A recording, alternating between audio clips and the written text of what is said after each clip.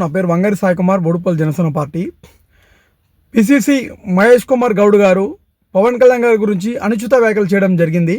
నేను ఏమంటున్నానంటే, తెలంగాణ రాష్ట్రంలో మరియు ఇతర రాష్ట్రాలలో ఎవరు ఎక్కడ పోటీ చేయాలని చెప్పేసి ప్రజలు నిర్ణయిస్తారు, మనం కాదు నిర్ణయించేది. ఎందుకంటే కాంగ్రెస్ పార్టీ తెలంగాణ పార్టీ కాదు, అది ఢిల్లీ పార్టీ, అది మీకు కూడా తెలుసు. ఇంకోటి హైలైట్ ఏంటంటే, పిసిసి అని చెప్పేసి మహేష్ కుమార్ గౌడ్ అని చెప్పేసి చాలామంది కాంగ్రెస్ పార్టీ నాయకులకు కూడా తెలియదు నువ్వు పదవిలో ఉన్నావని. పవన్ కళ్యాణ్ గారిని విమర్శించి ఏదో హైలైట్ అయిదామని చూస్తే మాత్రం దుర్మార్గం. ఒకటి, పవన్ కళ్యాణ్ గారిని డిస్ట్రిక్ట్ కళ్యాణ్ అని పిలుచుకుంటామని అన్నావు. ఎందుకు పిలుచుకుంటామన్నావో అది ఒక్కసారి చెప్పాల్సిన అవసరం ఉంది రాష్ట్ర ప్రజలందరికీ. ఎందుకంటే పవన్ కళ్యాణ్ గారు కరోనా సమయంలో 50 లక్షల రూపాయలు తెలంగాణ ప్రభుత్వానికి ఇవ్వడం జరిగింది.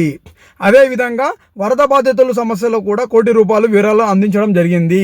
మొన్న కొండగట్టు ఆంజనేయ స్వామి దగ్గర కూడా 35,19,00,000 రూపాయలు కూడా అక్కడ ఉన్నటువంటి కొండగట్టు ఆంజనేయ స్వామికి గదుల నిర్మాణం కోసం ఇవ్వడం జరిగింది.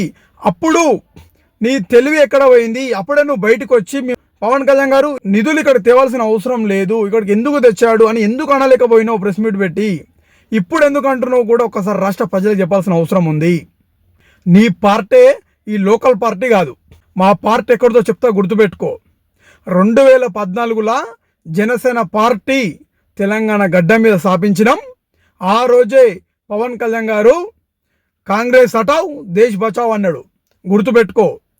గుర్తుకు లేకపోతే యూట్యూబ్ ఓపెన్ చేసి 2014లో జనసేన పార్టీ స్థాపించినప్పుడు పవన్ కళ్యాణ్ గారు ఏం మాట్లాడిండో తెలుసుకో. ఆ రోజే భయపడిన వాళ్ళము ఈ రోజు కూడా భయపడతాడు. పవన్ కళ్యాణ్ గారు ఆంధ్రప్రదేశ్ రాష్ట్ర ఉప ముఖ్యమంత్రిగా 29 రాష్ట్రాలలో పవన్ కళ్యాణ్ గారిని గుర్తుపట్టి పవన్ కళ్యాణ్ గారికి వెల్కమ్ చెప్తారు. ఏ రాష్ట్రంకు పోయినా రెడ్ కార్పెట్ వేసి అలాంటి వ్యక్తిని పట్టుకొని పవన్ కళ్యాణ్ అని చెప్పి కూడా నువ్వు ఏకవచనంగా పిలుస్తున్నావు అంటే నీకు రాజకీయ అనుభవం లేదని చెప్పి కూడా ఈ సందర్భంగా ప్రతి ఒక్క ప్రజలకు కూడా అర్థమవుతుంది. ఇది నీ పరిస్థితి తెలంగాణ రాష్ట్రంలో. తెలంగాణ రాష్ట్రంలో మీరు ఇచ్చినటువంటి 6 గ్యారంటీలు ఏవైతే ఉన్నాయో 6 గ్యారంటీల మీద ఫోకస్ పెట్టి ఆ 6 గ్యారంటీలని ప్రజలకు ముందుకు తీసుకువెళ్ళే దిశగా పనిచేయమని చెప్పి కూడా నేను మహేష్ కుమార్ గౌడ్ గారిని కోరుకుంటున్నాను. మీరు మీ రాజకీయ అనుభవం ఎంతుందో కూడా మాకు ఇంతవరకు తెలియదు. తెలంగాణ రాష్ట్రంలో జనసేన పార్టీ ఎక్కడ ఎదుగుతుందని చెప్పేసి, జనసేన పార్టీ ఈ మున్సిపాలిటీలలో పోటీ చేస్తుందని చెప్పేసి మహేష్ కుమార్ గౌడ్ గారికి భయం పుట్టుకొచ్చిందని చెప్పి కూడా ఈ వీడియో చూస్తే ప్రతి ఒక్కరికి తెలిసిపోతుంది. పవన్ కళ్యాణ్ గారు ఏ విధంగా వాళ్ళ స్థాయిని ఏ విధంగా గౌరవిస్తాడనేది కూడా ఒకసారి మీరు ఆత్మవిమర్శన చేసుకోవాలి. మీరు మంగళగిరి పార్టీ ఆఫీస్లో మీ నాయకులు అక్కడ హెల్ప్యాడ్ దిగితే మా నాయకులు వారికి బొక్కేలు అందించి శాల్వాలతో సత్కరించి రిసీవ్ చేసుకున్నారు. జనసేన పార్టీలో ఉన్నటువంటి లక్షణం, విధానం, సిద్ధాంతాలు ఇవి మాకు పవన్ కళ్యాణ్ గారు నేర్పించిండు.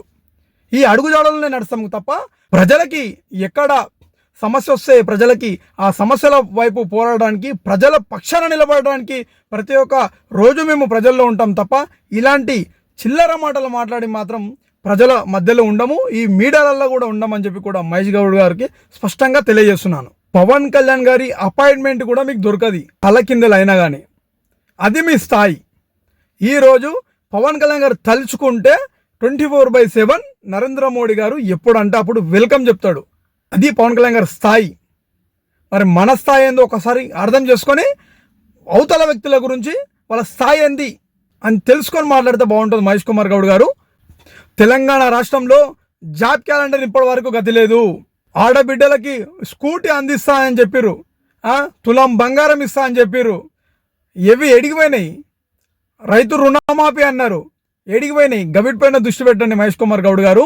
దృష్టి పెట్టి అవి వెంటనే ఏమైతే హామీలు ఇచ్చారో హామీలను వెంటనే అమలు పరిచే దిశగా పనిచేయాలని చెప్పి కూడా నేను జనసేన పార్టీ తరఫున డిమాండ్ చేస్తున్నాను. మహేష్ కుమార్ గౌడ్ గారు పవన్ కళ్యాణ్ గారి మీద చేసిన అనుచిత వ్యాఖ్యలు ఎంబడ వెనుకకు తీసుకోవాలని చెప్పి కూడా జనసేన పార్టీ తరఫున డిమాండ్ చేస్తున్నాను. మున్సిపల్ ఎలక్షన్ లో బిజీగా ఉన్నాం, అక్కడ చూసుకుందాం. రైట్.